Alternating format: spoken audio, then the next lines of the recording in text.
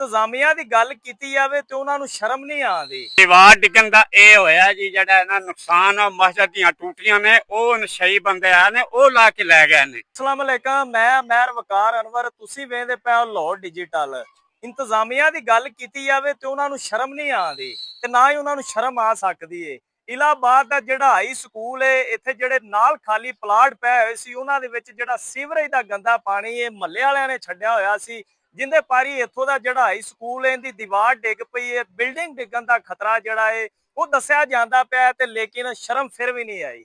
ਇਸੇ ਹਵਾਲੇ ਦੇ ਨਾਲ ਗੱਲ ਕਰਨੇ ਆ ਇੱਥੋਂ ਦੇ ਜਿਹੜੇ ਟੀਚਰ ਨੇ ਉਹ ਕੀ ਕਹਿੰਦੇ ਨੇ, ਉਹਨਾਂ ਨੂੰ ਕਿੰਨੀ ਪਰੇਸ਼ਾਨੀ ਦਾ ਇੱਥੇ ਸਾਹਮਣਾ ਕਰਨਾ ਪੈਂਦਾ ਪਿਆ ਤੇ ਬੱਚਿਆਂ ਨੂੰ ਕਿਹੜੀਆਂ-ਕਿਹੜੀਆਂ ਬਿਮਾਰੀਆਂ ਲੱਗਦੀਆਂ ਪਈਆਂ ਨੇ।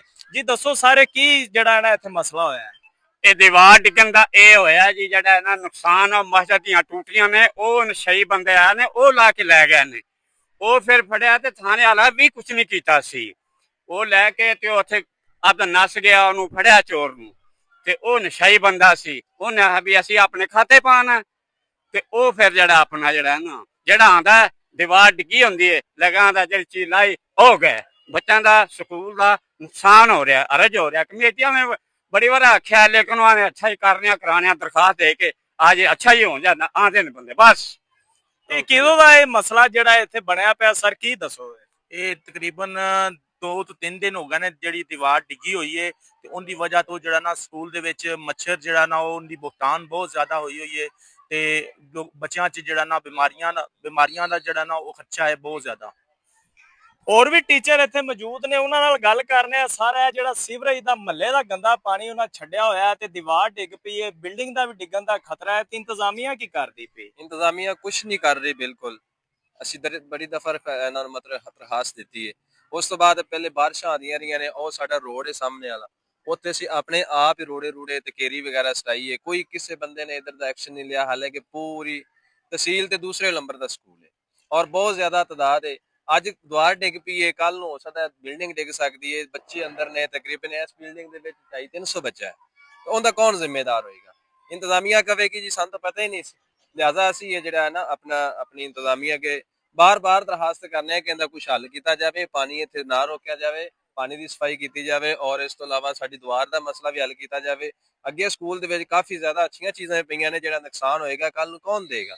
ਅੱਜ ਛੋਟਾ ਮੋਟਾ ਕੰਮ ਨਹੀਂ ਹੋ ਰਿਹਾ, ਬੜਾ ਕੰਮ ਕੌਣ ਕਰੇਗਾ ਜੀ? ਇਹ ਸਾਨੂੰ ਬਹੁਤ ਪਰੇਸ਼ਾਨੀ ਹੈ। ਇਹ ਜੀ ਤੁਸੀਂ ਵੇਖਦੇ ਪਏ ਹੋ, ਇਹ ਜਿਹੜੀ ਦੀਵਾਰ ਹੈ ਡਿੱਗੀ ਪਈ ਹੈ। ਕੈਮਰਾਮੈਨ ਵੀ ਤੁਹਾਨੂੰ ਵਿਖਾਉਂਦਾ ਪਿਆ ਕਿ ਕਿਸ ਤਰ੍ਹਾਂ ਇੱਥੇ ਜਿਹੜਾ ਤਲਾਬ ਹੈ ਗੰਦੇ ਪਾਣੀ ਦਾ ਲੱਗਿਆ ਪਿਆ ਹੈ, ਪਰ ਜਿਹੜੀ ਸ਼ਰਮ ਹੈ ਉਹ ਨਹੀਂ ਆਉਂਦੀ ਪਈ ਇੰਤਜ਼ਾਮੀਆਂ ਨੂੰ। ਤੁਸੀਂ ਵੇਖ ਲਵੋ ਕਿਸ ਤਰ੍ਹਾਂ ਇੱਥੇ ਜਿਹੜੀ ਬਦਬੂ ਹੈ ਉਹ ਫੈਲਦੀ ਪਈ, ਤਫਨ ਫੈਲਦਾ ਪਿਆ, ਬੱਚਿਆਂ ਦਾ ਨੁਕਸਾਨ ਹੁੰਦਾ ਪਿਆ ਤੇ ਜਿਹੜੇ ਚੋਰ ਨੇ ਉਹ ਇੱਥੇ ਮਸਜਿਦ ਦੀਆਂ ਟੂਟੀਆਂ ਲਾ ਕੇ ਲੈ ਗਏ ਨੇ। ਪ੍ਰਿੰਸੀਪਲ ਨਾਲ ਗੱਲ ਕਰਨੇ ਆ, ਉਹ ਕੀ ਕਹਿੰਦੇ ਨੇ ਜੀ? ਹਾਂਜੀ, ਇਹ ਪਾਣੀ ਜਿਹੜਾ ਗੰਦਾ ਪਾਣੀ ਹੈ ਸੀਵਰੇਜ ਦਾ, ਇਹ ਤਕਰੀਬਨ 6 ਮਹੀਨੇ ਤੋਂ ਇੱਥੇ ਖੜਾ ਹੈ। 6 ਮਹੀਨੇ ਤੋਂ ਮਿਊਨਿਸਪਲ ਕਮੇਟੀ ਨੂੰ ਦਰਖਾਸਤਾਂ ਦੇ ਰਹੇ ਹਾਂ, ਲੇਕਿਨ ਉਹ ਦਰਖਾਸਤਾਂ ਦੇ ਕੋਈ ਅਮਲ, ਸਾਡੇ ਦਰਖਾਸਤਾਂ ਦੇ ਕੋਈ ਅਮਲ ਨਹੀਂ ਹੋਇਆ ਤੇ ਉਹਦੀ ਵਜ੍ਹਾ ਤੋਂ ਹੀ ਹੈ ਜਿਹੜੀ ਸਾਡੀ ਦੀਵਾਰ ਹੈ ਡਿੱਗ ਪਈ ਹੈ। ਹੁਣ ਅੱਗੇ ਸਾਡੇ ਸਮਾਨ ਦਾ ਵੀ ਖਤਰਾ ਹੈ, ਕੋਈ ਚੋਰ ਕੋਈ ਵੀ ਇੱਥੋਂ ਲੰਘ ਕੇ ਸਕੂਲ ਦੇ ਵਿੱਚ ਪ੍ਰਾਪਰਟੀ ਨੂੰ ਨੁਕਸਾਨ ਪਹੁੰਚਾ ਸਕਦਾ ਹੈ। लिहाजा साड़ी जड़ी अपील है DC साहब से और वजीर आला से कि जल्दी जल्दी ये साडा मसला जड़ा है ना हल किया जाए।